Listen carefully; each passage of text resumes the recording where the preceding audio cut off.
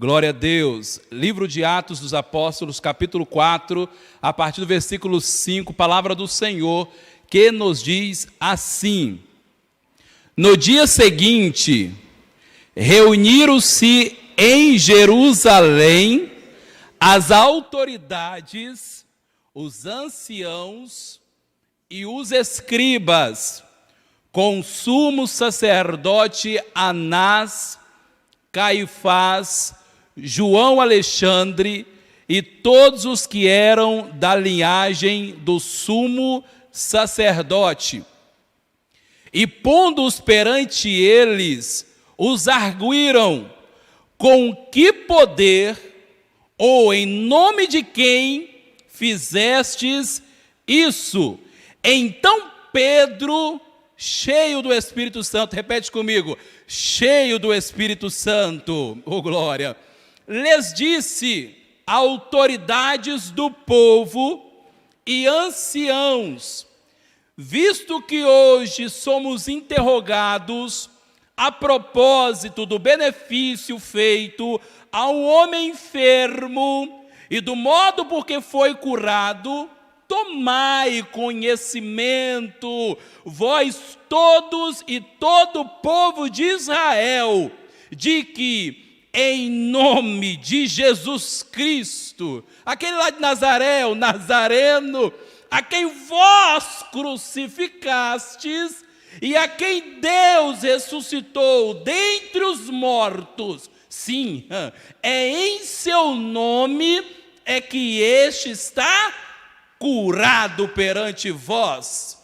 Este Jesus é pedra angular, e não há, repito-vos, e não há salvação em nenhum outro, porque abaixo do céu não existe nenhum outro nome dado entre os homens pelo qual importa que sejamos salvos. Ao ver a intrepidez de Pedro e João, sabendo que eram homens iletrados e incultos, admiraram-se e reconheceram que havia estado com Jesus. Repete comigo. Haviam eles estado com Jesus. Que palavra poderosa. Pai, essa é a tua palavra que agora fora lida nesta noite.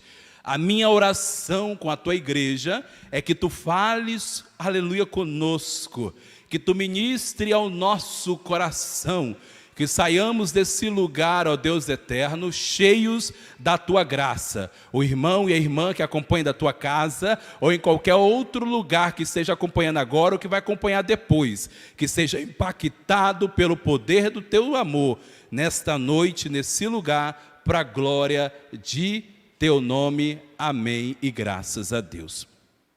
Amém? A mensagem que o Senhor colocou no meu coração é, na verdade, uma deixa da mensagem anterior, onde nós falamos sobre a graça, a bondade irresistível de Deus em relação a nós, a bondade de Deus para nós, quando ali no final eu já começava a vos falar que nós precisávamos, então, contar com o apoio e com a ajuda do Paráclito, o Paracleto, o Espírito Santo, aleluia, nessa vida nossa cristã, nessa terra. Amém, queridos? E, na verdade, eu estava ouvindo aquela mensagem e é impressionante, irmão Paulinho, que muitas vezes, quando nós pregamos, pastor Celso, tem pessoas, às vezes, que acham que nós pregamos aquilo que nós estamos perfeitos, aquilo que nós vivemos 100% e não há erro. Não, na verdade, não.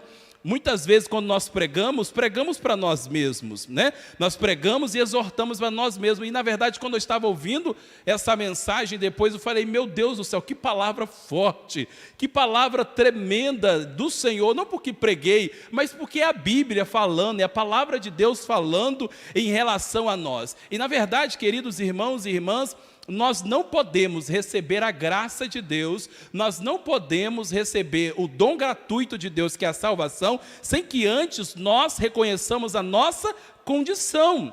E quando falamos de graça, precisamos, em primeiro lugar, falar de pecado, falar que nós erramos, falar que nós nos afastamos da presença de Deus e que nós merecíamos, portanto, o inferno, a condenação, a morte. E a graça do Senhor, revelada em Jesus Cristo, paga em Jesus Cristo, aleluia, nós alcançamos a salvação e o dom gratuito de Deus. Amém ou não amém? Agora vejam vocês que eu quando criança, eu acredito que muitos de nós, obrigado irmão Otávio, muitos de nós em algum momento da nossa vida, quando criança, nós de alguma forma desejamos ter poderes, superpoderes, né? Quando a gente assistia alguns desenhos, né? Alguns eventos, eu não sei quantos aqui puderam assistir, mas eu já assisti em alguns momentos, quando criança, as aventuras, eu acho que do Smallville, a juventude do Superman, quando ele era Superman, né? Quando ele estava descobrindo os seus poderes, né? E todas as coisas que ele ia descobrindo ao pouco. E aí, quando a gente criança está vendo aquilo, o que a gente deseja? A gente deseja também ter poderes semelhantes, poder enxergar pela parede, poder voar, poder fazer tantas outras coisas. É ou não é verdade? A gente tem essa vontade e a gente tem esse desejo, poxa, eu queria tanto ter poder para fazer alguma coisa. E quando nós voltamos os nossos olhos para a Bíblia Sagrada, especificamente nesse texto de Atos dos Apóstolos, capítulo 4, nós vamos ver que a igreja primitiva, a igreja que agora inaugura a partir do Pentecostes de Atos, capítulo 2, está experimentando, irmã Sônia, irmão Paulo, um verdadeiro poder. E na verdade não é magia, é poder mesmo de Deus. Não são algumas palavras que você diz, algum segredo, é uma ordem de palavra que você diz atrás da outra, que acontece alguma coisa. Não, irmãos, isso é magia, mas é poder de Deus, poder sobrenatural. Eles estavam experimentando algo tremendo e poderoso. E me faz lembrar, quando eu li o livro Os Descobridores de Deus, do escritor Tommy Tenney, ele diz que chegaria, e ele estava desejoso que chegasse o momento em que a cidade estivesse deserta, irmão Paulo, todos os lugares, os carros estacionados, e aqui eu estou parafraseando, porque ele diz em outras palavras, ele diz que a cidade estaria deserta, os supermercados estariam vazios, e só ouviria, pastor Celso, um só grito. De onde viria esse grito? Da igreja do Senhor, porque as pessoas estavam se direcionando para aquele lugar, impactadas pela glória de Deus revelada na terra, e todos aqueles que estavam em volta, em redor, queriam experimentar esse poder. E quando nós olhamos para Atos dos Apóstolos, nós vemos isso acontecendo. A Bíblia diz que afluía uma grande multidão, aleluias, em volta dos apóstolos. A Bíblia diz que cada dia lhes acrescentava o Senhor homens e mulheres de toda a cultura, de toda a região, porque estavam eles experimentando um grande poder, uma efusão tremenda do poder de Deus. E o que era isso que estava acontecendo? O cumprimento da promessa do Senhor Jesus. E eu vou para o Pai, mas enviarei outro, o Paráclito, o Consolador. E ele não estará somente no meio de vós, mas ele estará em vós. Oh, glória a Deus! Agora eu imagino, oh glória a Jesus, eu imagino, irmãos e irmãs, e a Bíblia nos diz, e nós temos entendimento que quem narrou, quem escreveu Atos dos Apóstolos é o mesmo evangelista Lucas, o que escreveu o Evangelho de Lucas. E ele começa dizendo, depois de alguns dias, depois que Cristo foi assunto ao céu, ele começa a relatar, aleluia, as ações dos apóstolos, ele começa a relatar o início da igreja primitiva. Agora, se Lucas, de alguma forma, irmãos e irmãs, já tinham visto algo poderoso, se Lucas já tinha visto algo tremendo por meio de Jesus Cristo, agora Lucas estava vendo, na verdade, pastor Celso, que aquilo que Cristo disse, que eles fariam obras semelhantes e até maiores, estava acontecendo no meio dos apóstolos. A tal ponto, irmãos e irmãs, que as pessoas, quando souberam que lá em Jerusalém estava ocorrendo uma efusão de poder, de graça, da manifestação do Senhor, que eles estavam trazendo coxos, leprosos, pessoas com espíritos atormentados, e quando não era possível chegar até os apóstolos, diz-nos a Bíblia, que eles colocavam os enfermos, os doentes no meio do caminho, para que quando os apóstolos passassem, a sombra de Pedro, João, aleluia, projetasse sobre eles e eles fossem curados. Tamanha efusão da graça de Deus naquele lugar. E pastor Celso, a igreja estava experimentando algo diferente. A igreja estava experimentando algo poderoso da parte de Deus nosso Senhor. A tal ponto que estava tão bom. Imagine você, irmã Cláudia, num lugar como esse. Eu não sei, traz à memória, vocês aqui, traz à memória alguns dos momentos que Deus desceu sobre esta igreja, que Deus desceu sobre essa casa, e a vontade que nós tínhamos é permanecer nesse lugar. Nós não queríamos ir embora. Traz à memória esse momento.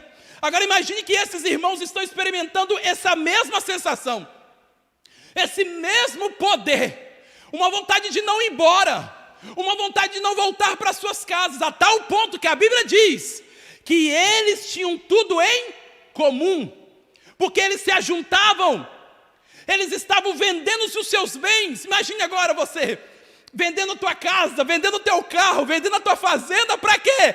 Para trazer dinheiro para a igreja, para que a igreja então pudesse trazer sustento, porque a multidão era muito grande.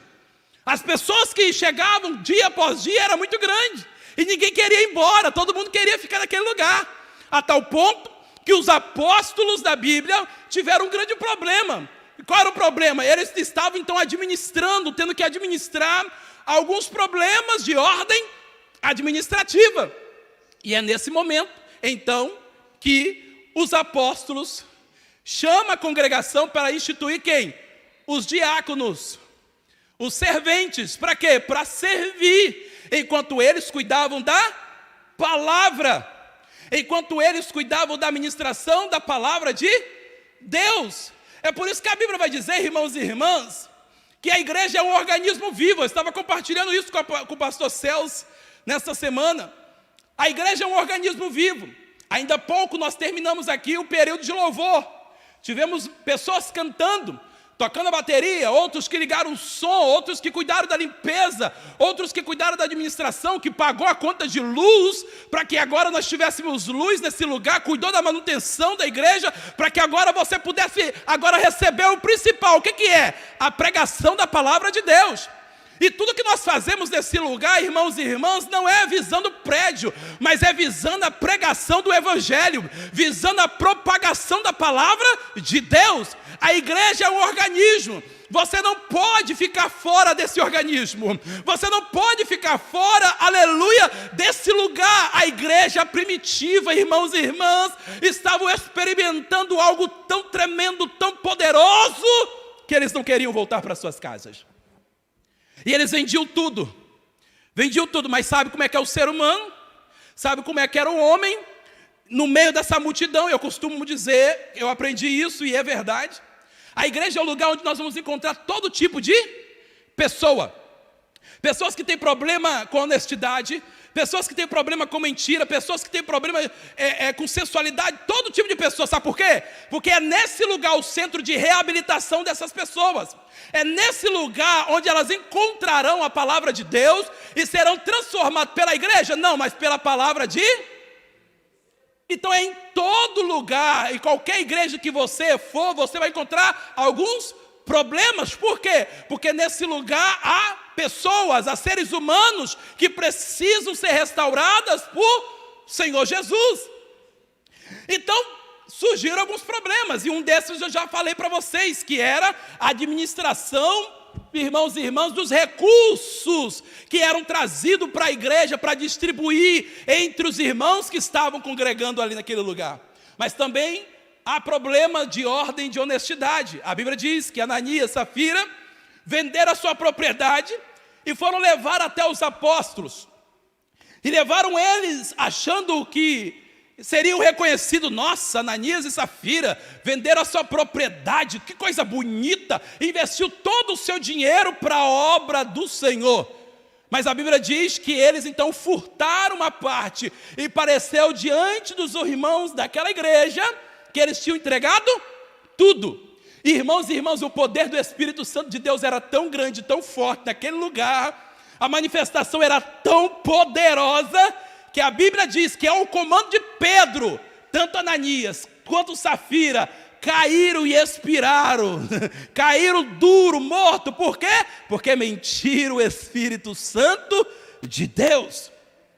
E a Bíblia diz que todos ficaram admirados, tamanho poder, tamanho graça, tamanha revelação, tamanha manifestação. E isso era notícia em todo lugar.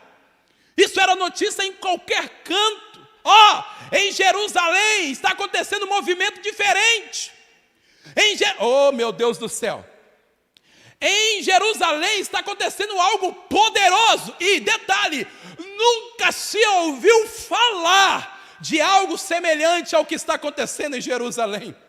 Nós já ouvimos falar que o Deus de Israel abriu o mar e fez com que eles andassem pés enxutos no meio do mar. Nós já ouvimos falar que o Deus de Israel fez com que as muralhas de Jericó viessem ao chão e eles entraram na cidade de Jericó e conquistaram aquela terra.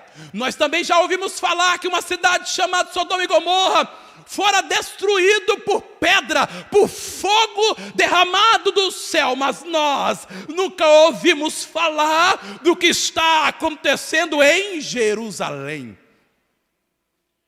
Ninguém, e eu estou parafraseando, irmãos e irmãs, imaginando aqueles que estavam em volta de Jerusalém, ouvindo os acontecimentos que estavam acontecendo em Jerusalém. Ninguém se ouviu falar que alguém na terra deu visão ao cego. Ninguém se ouviu falar que alguém que tinha sua perna deformada, era coxo de nascença, com um comando, uma palavra, um nome chamado Jesus, e essa pessoa voltasse a andar. Ninguém ouviu falar de alguém que era atormentado por espíritos malignos e com um comando e com uma palavra do nome de Jesus, essa pessoa fosse liberta. Está acontecendo realmente algo diferente em Jerusalém. A tal ponto, quem está comigo, diga amém. A tal ponto que a notícia se espalha, pastor. A tal ponto que a notícia começa a se propagar, que os sacerdotes, os escribas, aqueles que interpretavam a lei, os chefes dos judeus, aqueles que cuidavam da manutenção do templo de Salomão, eles se preocuparam, a tal ponto que então eles mandam chamar quem? Pedro e João. Eles prendem então os apóstolos. Por quê, irmãos e irmãs? Porque se ouviu falar de um homem que fora curado, um homem que era coxo de nascença, e esse é o texto que nós lemos. A Bíblia é clara em dizer que ele é coxo desde nascença. Ela não diz que ele tornou-se coxo em um determinado período da tua vida, mas a Bíblia diz que ele era coxo de nascença. E às vezes Deus faz um negócio desse. Às vezes Deus torna aquilo que é impossível para que o nome dele seja glorificado na terra. Deus não deu capacidade a homem nenhum naquele momento, naquele lugar, para que pudesse curar aquele cego, ou melhor, aquele coxo de nascença. Ninguém tinha poder de reabilitar as forças da perna daquele homem. Ninguém, irmãos e irmãs, naquela terra. Mas a Bíblia diz que ele era coxo de nascença. E diz a Bíblia que chega um determinado momento que ele então vai para um lugar talvez que era costumeiro ele ir, que era a Porta Formosa, pedir esmola. Só que naquele dia, oh meu Deus do céu, naquela ocasião, alguém diferente estava passando por eles. E não era Pedro e João, mas era quem estava dentro de Pedro e João. Oh meu Deus do céu, aquele dia era diferente. A Bíblia diz que ele estava na Porta Formosa, pedindo esmola como ele costumava fazer. Só que a Bíblia diz que Pedro e João se direcionam ao templo para a oração, como era costume.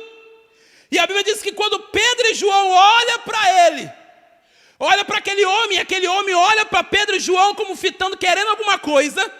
A Bíblia diz que Pedro e João olham para ele e diz: o que você quer, eu não tenho.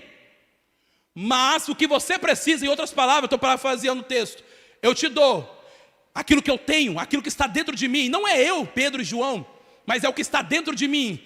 Em nome de Jesus, o Cristo, o Nazareno, levanta aí, anda. Ei, não, a Bíblia diz que ele pegou na mão e de um salto se pôs em pé. Depois do acontecimento, o que ele faz? Ele entra para o templo, porque naquela época, naquele momento, cego, coxo, qualquer pessoa que tinha alguma deformidade, irmã Cláudia, no seu aspecto físico ou tinha algum problema, não podia entrar no templo. Porque eles entendiam naquela época que eram pessoas amaldiçoadas. Se era amaldiçoada, não podia entrar no templo. E a Bíblia diz que ele então entra no templo e as pessoas ficaram maravilhadas, porque reconheciam e sabiam que aquele homem que estava ali há muito tempo e era coxo de... Tem coisas, irmãos e irmãs, missionário Marcos, que vai acontecer na tua vida, na minha vida, e que a gente não vai entender quando elas acontecerem. Tem coisas que passarão na tua vida, Zé, que nem você terá explicação. As pessoas muitas vezes olharão para você e terão dó de você. Elas terão algum sentimento, mas elas não poderão fazer nada, porque o que está acontecendo com você está fora da capacidade humana.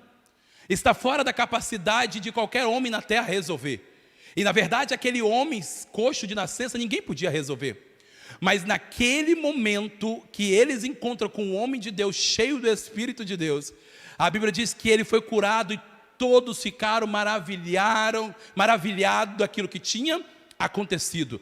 Tem coisas que vai acontecer assim na nossa vida. Nós não teremos explicação, as pessoas muitas vezes terão dó de nós, mas quando vê a exaltação do Cristo na nossa vida, irmãos e irmãs, elas glorificarão o nome do Senhor na minha e na tua. Mas permita-vos dizer uma coisa interessante e importante nesta noite. Não é para que você traga exaltação para você mesmo. Não é para você trazer exaltação para o homem, mas é para você trazer exaltação ao nome de Deus. Porque toda glória e toda honra pertence ao nome do Senhor. Todo milagre que acontece na minha e na tua vida, na verdade, Deus está permitindo acontecer, para além de nos abençoar, Deus está permitindo acontecer para que o nome dele seja glorificado na terra. E as pessoas ficaram admiradas.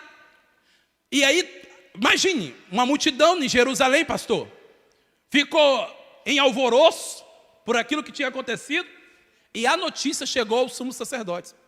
Então eles mandam os oficiais prender Pedro e João. E é quando eles vão ter o diálogo com Pedro e João, irmãos e irmãs, é esse texto que nós lemos aqui, porque eles estavam presos. E qual foi a palavra, irmãos e irmãs, que eles deram para Pedro e João? Não pregue nesse Jesus aqui. Não pregue nesse nome. E um homem cheio do Espírito Santo de Deus, irmãos, ele não perde a oportunidade. Ele não perde a ocasião, irmã Sônia, para glorificar o nome do Senhor. Aí eles começam a falar, olha, veja, se vocês acham isso sensato, que nós então obedeçamos a vocês e não obedeçamos o Cristo? Vocês acham sensato que nós então possamos parar de fazer, e vocês estão preocupados com isso que aconteceu com esse homem? Ei, ninguém podia fazer isso que aconteceu com esse homem. Aconteceu algo bom e vocês estão preocupados com isso. E eu te digo uma coisa, foi em nome de Jesus, aquele a quem vocês crucificaram, foi ele mesmo, que foi exaltado por Deus Pai, foi no nome dele que nós fizemos tal coisa. Aí eles olham para Pedro e João, pastor, eles viram que tinha algo diferente sobre eles. Eles disseram, olha, esses homens estão diferentes. Por quê? Porque eles são iletrados, incultos, e nós vemos que eles estão falando com grande intrepidez e com grande autoridade. O que tem diferente sobre eles? Aleluia! E a Bíblia diz, então, que eles reconheceram que Pedro e João estavam com Jesus. Que Pedro e João estiveram com Jesus. E o texto é claro em dizer, versículo 13, e outros versículos, que eles estavam cheios, irmãos, cheios do Espírito Santo de Deus. Eles estavam cheios de um poder que não existia na terra. Eles estavam cheios, irmã Cláudia, do poder que o Superman não tinha. Eles estavam cheios que os super-heróis dos desenhos não tinham.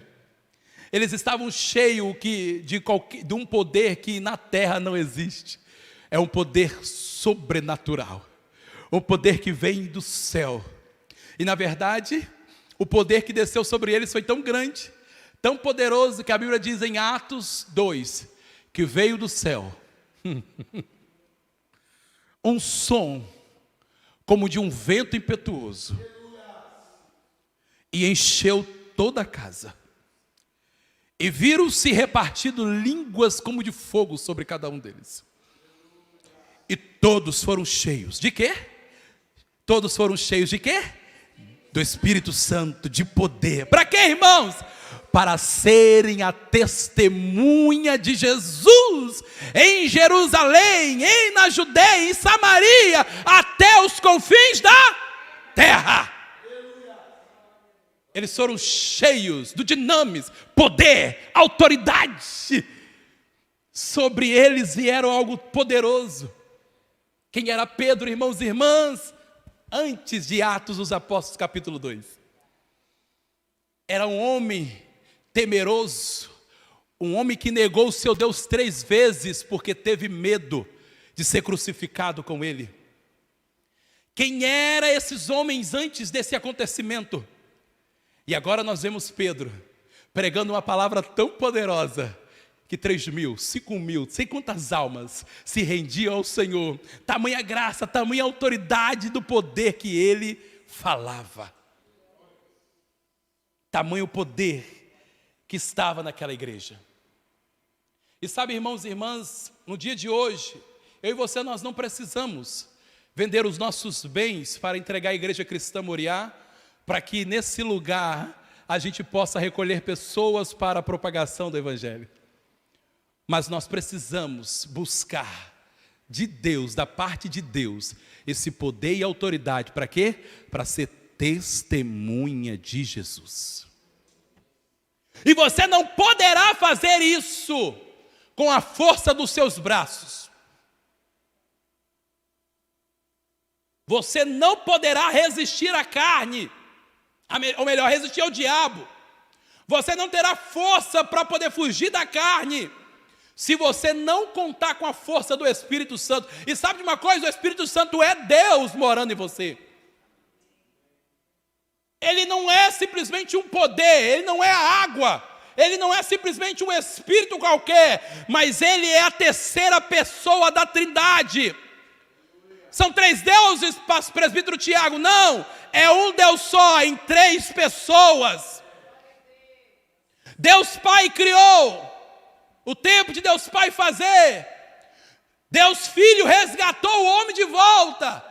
Deus Filho voltou para o Pai, foi exaltado, recebeu o nome sobre todo nome. Quando ele chega no céu, o Paracleto, oh meu Deus do céu, a promessa que Joel tinha profetizado, a promessa que Joel tinha profetizado em Joel capítulo 2, oh glória a Deus, aleluia, Joel capítulo 2, e Pedro repercute a profecia de Joel, e ele diz: e acontecerá nos últimos dias, diz o Senhor, que derramarei o meu espírito sobre toda a carne. Vossos filhos e vossas filhas profetizarão, vossos jovens terão visões e sonharão vossos velhos. Até sobre os seus servos e sobre as minhas servas derramarei o meu espírito naqueles dias, e profetizarão, mostrarei prodígios em cima do céu, sinais embaixo da terra, sangue, fogo, vapor e fumaça. O sol se converterá em trevas e a lua em sangue, antes que venha o grande e glorioso dia do Senhor. E acontecerá que todo aquele que invocar o nome do Senhor será... E a igreja aplaude o Senhor.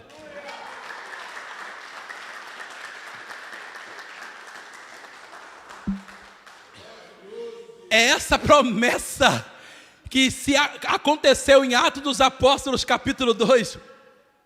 Paulinho, na Torre de Babel, Deus separou os homens porque confundiu a língua deles. Agora em Atos dos Apóstolos, a Bíblia diz que todos que ali estavam, irmã Claudinha, puderam receber o Evangelho, puderam receber as boas novas, porque todos eles entendiam em suas línguas. Sabe o que Deus está dizendo?